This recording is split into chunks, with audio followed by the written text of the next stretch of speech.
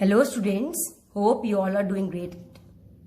Now in the previous class what we have done, we have read about the fiber crops and the beverage crops, and before that we have done about the food crops. Clear?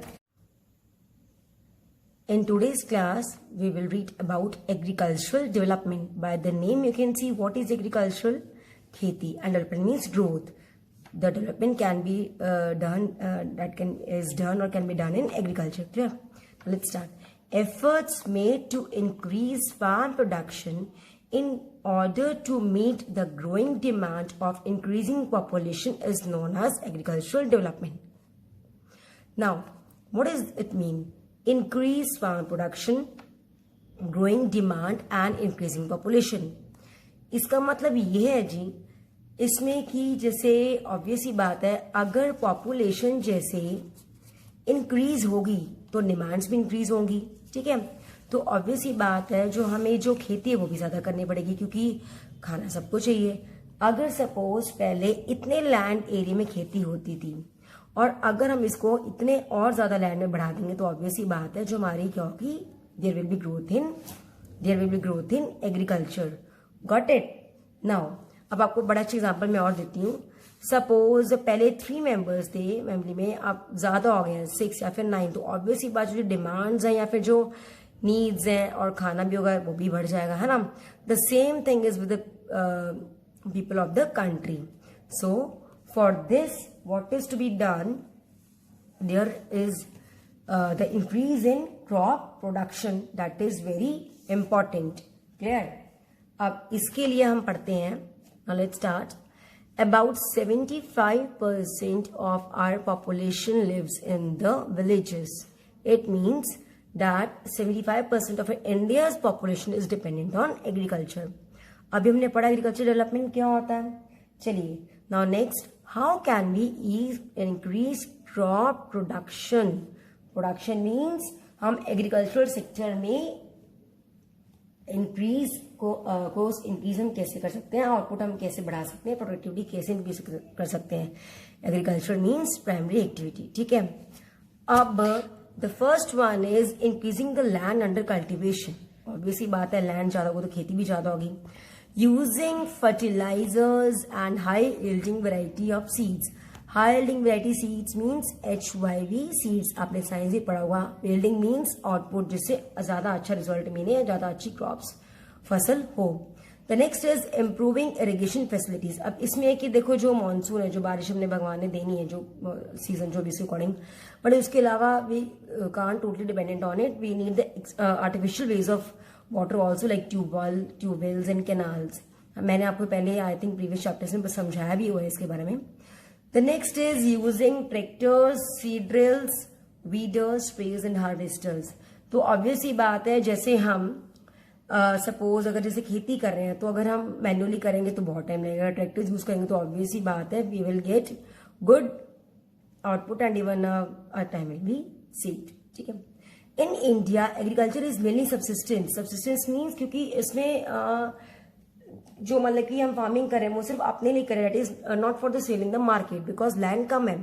तो crops are grown mostly on fragmented land holdings, तो छोटे छोटे हिस्सों में. On these small farms between 1 to 2 एकड़ जमीन जो होती है.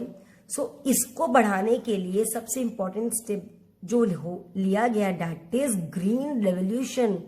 Now put focus on this green revolution. What green revolution is? Green revolution refers to a sustained and continuous increase in the agricultural activity. Got it? So अभी क्या हुआ है in India, जो द ट्रेडिशनल फॉर्म प्रैक्टिसेस थे या techniques थे farming के लिए, वो ग्रेजुअली रिप्लेस हो गए हैं by the modern practices and technology.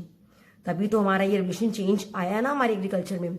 और कैसे आया है? See, better quality seeds, irrigation facilities, mechanization means the use of tractors, machines and ability of loans. आपको मैं लोन्स का बड़ा अच्छा एग्जांपल देती हूँ. अब इसमें क्या, फार्मर्स ने अगर लैंड लेना और लैंड उनके पास जमीन चाहिए और ऑब्वियसली बात है पैसे नहीं है, तो वो अगर कम है तो वो लोन लेंगे, तो लोन पे उनको रेट ऑफ इंटरेस्ट भी देना होगा, जिसे मंथली देते हैं, और अगर रेट ऑफ इंटरेस्ट अगर ज़्यादा होगा तो वो तो लोन चुकाने में ही रह जाएंगे, तो that's why the rate of interest should be very low. मैं यहाँ पर आपको बड़ी अच्छी इंपॉर्टेंट चीज़ देना चाहूँगी, बताना चाहूँगी, जो हमारे जैसे कि पंजाब और हरियाणा हमारे वीट ग्रोइंग स्टेट्स हैं, और उसके लिए जो हमारे पंजाब और हरियाणा के जो सीएम ने लास्ट टाइम बहुत अच्छा लोन्स और बहुत सारी फैसिलिटीज दी हैं इन फार्मर्स को टू इंक्रीज द एग्रीकल्चर, तभी तो हमारे यहाँ पर खेती ज्यादा होती है। Got it? These are the some factors responsible for the success of green revolution. अभी मैंने आपको बताया था, so green revolution has been successful in the northern parts, Punjab, Haryana and Uttar Pradesh. चलिए, the next is see, wheat is the main crop grown in the northern plains। wheat मतलब गेहूं, जो हम, ठीक है, रोटी खाते हैं, that is the crop has a lot of facilities for irrigation provided by multi-purpose projects। Bhakra Nangal dam, ये जो भाखड़ा नंगल है, it provides the ample of water to the states that side, Punjab, Haryana, Himachal Pradesh and Rajasthan. तो ऑब्वियसली बात है, खेती अच्छी होती है वहां पर, जो खेती के लिए पानी बहुत ज्यादा चाहिए। सो इसके अलावा multiple cropping methods, crop rotation हमने लास्ट टाइम पढ़ा भी था, this are also being increased. इससे क्या होगी? प्रोडक्शन क्या होगी? ज्यादा। इसीलिए जो हमारा इंडिया है, जो हमारी इंडिया कंट्री हम रह रहे हैं, that is exporter of wheat in the world. Exporter मतलब बाहर देना। Some farmers also practice cattle rearing on the farmers to increase their income. इसका मतलब क्या होता है? जैसे डेयरी हो गया, डेयरी प्रोडक्ट्स हो गया, कई लोग जैसे, है ना, आपने देखा भी होगा, इनफैक्ट कई लोगों की आपने डेयरीज में भी देखा होगा, जैसे कि काउस का या बफेलोस का जैसे यूज करते हैं। तो व्हाइट रेवोल्यूशन, अभी हमने क्या पढ़ा था? Green revolution. ग्रीन रेवोल्यूशन का हमने पढ़ा था, that is increase in the production of agriculture, that is food grains. और व्हाइट रेवोल्यूशन क्या होता है? White revolution means the introduction of the growth of milk production and encouraging the Indian dairy farmers to keep more animals for increasing the products of milk। ठीक है, इसीलिए अब जैसे कि कोऑपरेटिव जो company Amul in Gujarat have led to remarkable increase in the milk production in the country. चलिए आगे पढ़ते हैं। Farmers in developed country like USA, India जो हमारी कंट्री है वो क्या है? India is a developing country, और यूएसए कौन सी कंट्री हमारी? डेवलप्ड। अब आगे आइए, कनाडा एंड ऑस्ट्रेलिया, ठीक है, they have large land holdings. हमारे इंडिया में जो लैंड होल्डिंग्स वो कम है, बट ऑब्वियसली बात है, जब अच्छी फैसिलिटीज हैं, मशीन्स हैं और अच्छी एकड़ जमीन है, तो वहां पर खेती ज्यादा होगी। ये सारी चीजें हमने कहा पढ़ेगी यूएसए में। आगे आइए, इसमें क्या है? There is so manual labour involved. The farms have the tall storage structure called silos. Silos क्या होते हैं? सीलोज होते हैं steel structures for storing the wheat in USA. अब मैं इसमें बड़ा सा एग्जांपल आपको रिसेंट अपने उसमें देना चाहूंगी, अनाज मंडी, जो आपने यहाँ पे देखी भी होगी यमुनानगर में। से यहाँ पर बोरियों को स्टोर किया जाता है गोडाउन्स में, ठीक है। अब मैं लास्ट टाइम में मैं पढ़ रही थी बहुत, उसमें क्या था कि भाई जो बारिश की वजह से अच्छा वहां पर गोडाउन सिस्टम नहीं था, तो बारिश की वजह से सारी बोरियां खराब हो गई और गेहूं भी खराब हो गई। तो अनाज मंडी, so there should be proper maintenance and taken by the government. Clear? In the prairies in USA, prairies, grasslands जो आपने पढ़े थे, veldts, downs, if you remember in class 7 आपको याद होगा, ठीक है। तो prairies are called the granaries of the world because they are called the granaries because of the huge circles of the wheat production. अब वहां पर खेती जिसकी जाती होती है, व्हीट, कॉर्न, ओट्स, बार्ली, ठीक है। वहां पर सुपर हाईवेज है, अच्छा ट्रांसपोर्ट है, so that a village in USA have all the facilities required to lead a very comfortable life, ठीक है। अब जो आगे है हमारा ये case study between the US and India, that we will study in the next video. But उसके अलावा मैं आपको बड़ी इंपॉर्टेंट चीज और बताना चाहूंगी इसमें। सी देखिए, इसमें क्या है? Indian farmers day. Indian farmers day, अब हम बहुत सारे डे सेलिब्रेट करते हैं। A very important, it is celebrated on 23 December in India, और बाहर यूएसए डेवलप्ड कंट्रीज में कहा क्या सेलिब्रेट किया जाता है? It is celebrated on 12 October, ठीक है। अब ये डे क्यों सेलिब्रेट करते हैं? It is celebrated to promote the awareness among the citizens of the country to understand the importance of the contributions of the farmers to the society, and to increase the overall economic and social development of the country. इसको किसान दिवस भी बोलते हैं. Clear?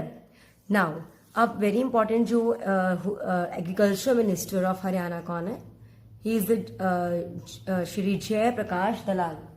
He said that the positive steps are also being taken to increase the farmers' income and the culture, and even the central and state government also focus on the rural development.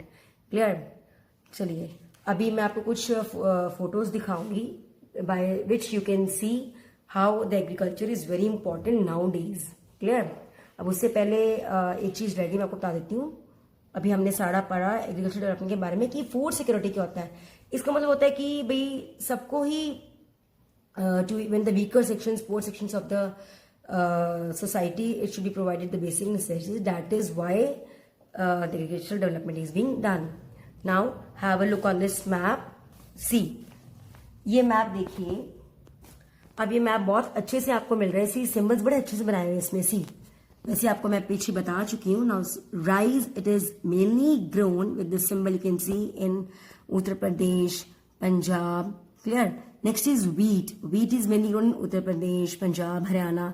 Next millet with this you can see in Rajasthan, Maharashtra. ठीक है. Jute you can see in this Bihar, West Bengal. And cotton देखो cotton ball कितनी अच्छी लग रही है ना. इसी वजह से कि प्लांट में कॉटन बॉल उगती है. ये आपने अपने पीछे फोटो में भी देखा होगा पिक्चर में. तो cotton ball you can see here in Maharashtra, Gujarat. T plantations और कॉफी बीन्स कितने ये symbol you can C is here in Kerala. ठीक है. तमिलनाडु. नाउ राइस को पैडी भी बोलते हैं. अब आपको मैं एक चीज दिखाती हूँ. जूट. जूट देखिए. This is jute. Clear? This is jute जैसे मैंने आपको कल बताया था उसके बारे में. ठीक है. नाउ आई थिंक अभी आप कुछ फोटोज देखेंगे तो by it you can see how much agriculture is important. So have a look on in between questions. Stay home, stay safe.